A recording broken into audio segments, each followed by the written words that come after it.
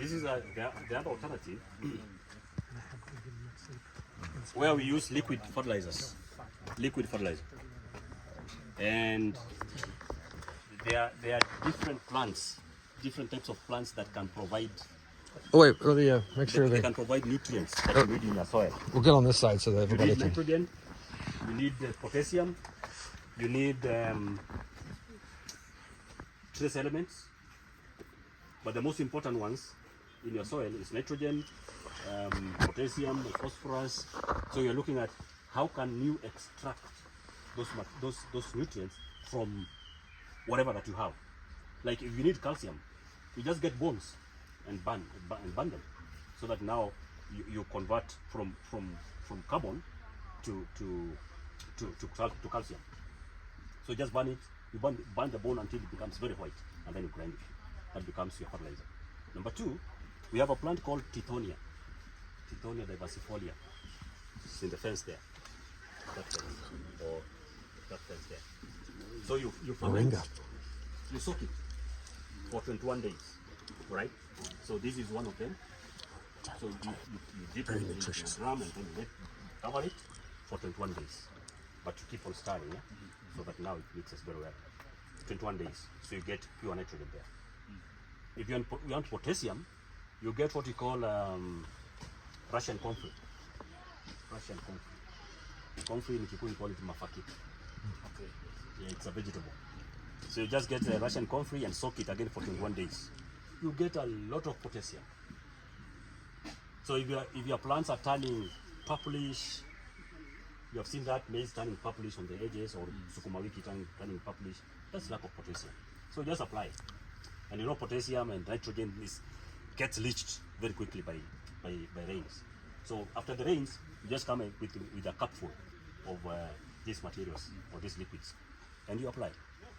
The other one, you want to get the compost that is already composted, or manure from livestock. You put in a sack like this, you see, and then you tie it there. So this is compost, this is from your manure, and then you put water, and then after every 7 days you come and shake it like that. After every 7 days, come and shake it for 3 weeks. So that liquid will have removed all the soup that is in the manure. So it becomes direct injection for your plants. So a cupful injects into the plants. It's compost and manure. So it's cold compost contains different elements. Right. Farmed manure contains maybe excess nitrogen. But you're saying so when it's leached, for the case of nitrogen, the plants, the leaves turn yellow. So the best thing to apply there is nitrogen, because you want to revive that plant. You know, just like when you go to the hospital and you are totally sick, they do a saline. yeah. So that goes directly into the system, other than taking water with a glass. Yeah, so they don't tell you, okay, take 8 glasses very fast. You go into the system. They do the drip, right? So this is the equivalent to that. So is it 1 part processed cold compost, 1 part manure? Is that what's in the bag, or what ratio? This is compost, and this is farmed manure. Oh, okay. That's compost. That's manure. Okay, Yes. Gotcha. Yes. And cold compost is the one that is attractive. Cold compost is the best compost. I said you have 3 types of compost. Yeah, we talked about where they are coming from. Yeah? Yes. In the farm, it's available. Yeah. So that one can really work well. It can really work very well, but again, it depends on urgency of reviving that soil, because that will last long before it decomposes. Yeah. So you know, we want to get the steps up to where we are. We have taken these are 15 here, so our soils are good. So we are not in a hurry of getting the compost. We are not in a hurry. We can plant with them without compost.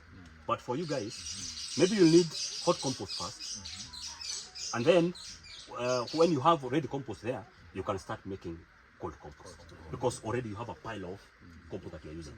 Because if you need compost in the next 3 months, you can't make this. But if you don't already have plants, Oh, yeah. You don't have crops to harvest. to So harvest. and again, when you're starting grow by intensive, you can source for materials from anywhere. Yeah, it doesn't matter. And then, but you understand the journey where you want to go.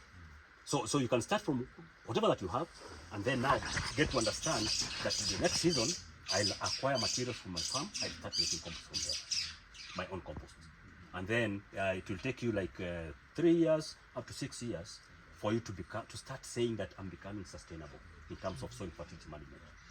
Yeah. For them, they have a lot of animals. Yeah. So they're keeping goats, they're keeping sheep, cows. Yes.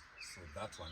And that's a resource. That is, That's a very good resource. And The so only now- thing that I know they mess up is using that family manure the way it is. Yes, the way it is. Management, Just directly, yeah. you have to make sure that that family manure is fully cured, Okay. fully decomposted. If it's not decomposted, that's useless. That's nothing. You will not produce any food in your farm. And again, you'll be Making it worse. acidifying your soil because you're making it worse.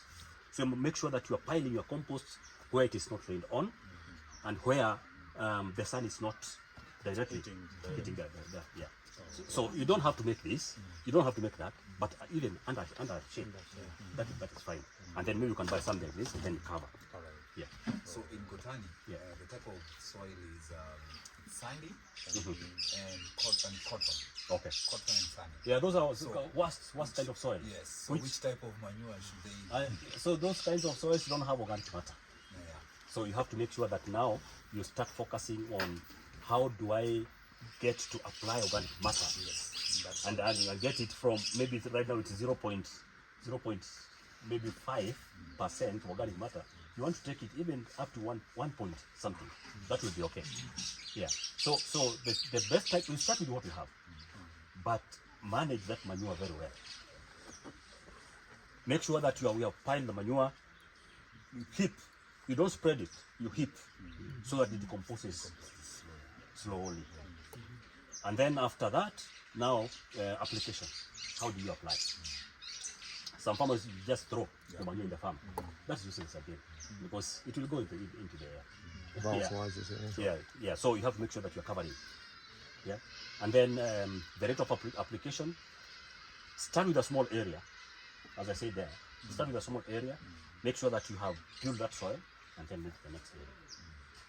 Step by step. Don't focus on a big farm and you have very meager resources. Yeah.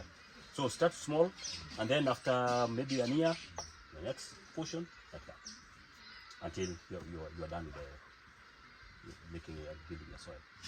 Yeah. And on average, how long does it take to make that cold compost? So when you're making compost, what we do here, we normally accumulate the materials first. Yes. Make sure that you have all the materials ready. So when you're making, it will take you less than 1 hour. So materials are which? The materials that we use is for cold compost, 90% carbon materials, carbonaceous. Yes. Carbonaceous materials are maize stalks. You can have sorghum, you can have millet, you can have amaranthus, mchicha. You can have grasses, you can have leaves, but don't use mango leaves. They have a little more something there. Don't use mango leaves. Don't use eucalyptus leaves and cypress. Is the oils Yeah. inhibit the composting process? Yeah, it inhibits. It can decompose, yes, but those oils locks the nutrients so that they are not available to the plant. They are there. It has a lot of nutrients, yes, but the nutrients are not available because they are locked. How long does it take that pile of compost? Depending on the type of crop. If it's maize stalks, you have used a lot of maize stalks, it can take up to 6 months. Cold compost, slow, but Yes, very slowly. but it doesn't break down as much. It lasts Yes. longer. Yep.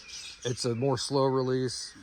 But if you want a hot compost, you can flip that once a day. You can do 18-day compost if you need You to do can do something even in a a hurry. 14-day compost. You can do a 14-day but compost. it's useless. That's Yeah. useless. But yeah, because it burns up so fast. But you're saying if to get them started. Yeah, to get you started, start with hot compost, and then focus on maybe the next 3 years. So what is hot compost? Hot compost is 90% succulent or green materials or non-flowered materials and 10% carbonaceous. Or nitrogen, 90% nitrogen rich. Nitrogen, So if they've got manures from animals, that could count towards that 90%. Nitrogenous material. Like farmyard manure would be 90%. Yeah. Okay. Yeah, but you can start with that. But I've said make sure that it's fully cured. Yeah. Start with that. Can you mix animal manure and plant manure? Yes, and that's why I said you convert farmyard manure into bomber compost. Yes. So that's why now you are adding the manures into this, or you add these into the manures. Yeah. So where the cows are sleeping, keep on throwing these materials. Yeah, inside, so that they can keep on stepping on them. Yeah, keep on mixing, but make sure that it's a lot of it. Yeah. What about chicken? Chicken manure has a lot of nitrogen. It's the best manure in terms of nitrogen, but again, it's the worst kind of manure because it's like It's like when sugar. you're hungry, It's sugar. It's sugar. Yeah. When you're hungry, and then you eat, you take glucose. Yeah. You know, hunger will just subside. But then after 2 minutes, and then you go back. It drops you. Yeah. It drops you. You become more hungry. Yeah, become hungry. than before. Like in our case, we have another something Of that nature. Yes. they will come there and within a short time of within some weeks, Yeah. it will have I have an expert here who deals with the pests. with the pest. Yes. So when you see, we go sit there down there, you get that answer. And are there things we can do with the mango leaves since they have a lot of mango trees? Yeah. So with mango leaves, What animals Our eat? farmers- our What farmers animals actually- turn that into manure? maybe if animals eat, Humans? Oh, no, that's the mango fruit. That's a manure fruit. Yeah. they're eaten by cows. Yeah, the other side. Yeah, that's fine. They do. That's fine. You can feed them to the cows, and then the cow will give you manure. Yeah, we give That us will be okay. Yeah. And Or eat the mango leaves. once you have it like that, We can eat the mango you fruit. do some watering on top. Yes. Water is very important. We do watering once per week. We do very good watering, and make sure that the sides you water very well, the sides and also the center. Yeah. So once per week, that's fine. But if it's very dry, you can do twice a week. And you use it. Do you As use long it? as you're not using soapy water. And the temperature that the cold compost is going to get to is what? It's not going to get very hot, No, right? not very hot. Not very hot. Maybe it's, maximum 46 degrees. And do you monitor with sticks to kind of get a sense of where things? Just dipping the stick, just to know whether it's decomposing. Just to touch it. Just dip the stick inside and then remove and feel. Still. Just feel the warm. If it's warm, decomposition is taking place. And for the cold compost, does it matter as much about the ambient temperature around it? And because like it's warmer and drier in Kalifi County than here, does that impact how you do the stuff? As long as you're applying water, even if it's dry, even if it's cold, it doesn't matter. What matters is the materials that you have used and the system that you have used in piling. Yeah. And what else? Having enough critical mass of material Yeah, to yeah, hold you don't make to a small maintain the fire. temperature. Yeah. You don't make a small fire. Yeah. Don't maintain the temperature. Yeah. And we don't recommend tanning of the compost. We don't For recommend cold, tanning. yeah. Yeah, we don't tan. Just leave it like that. After 6 months or after 5 months, just remove the ones that have not decomposted and the ones at the center. It's already cured. Yeah, use that and then restart another pile with those materials. The stuff from the outside. Yeah. Because in the process of planning, nitrogen is evaporating and other nutrients are evaporating. Yeah. So the amount of cured elements will be low when you turn. Can we eat some moringa leaves? Yeah. Paul, you got Do you have moringa in your- Paul, you got to try. It's, Do you have moringa in it's your- good. Yeah, we have moringa. Yeah, moringa is good. Lots of it. It's good. It's very nutritious. Yeah. All right. Naomi likes moringa. Yeah, she used to eat it off our trees in Austin.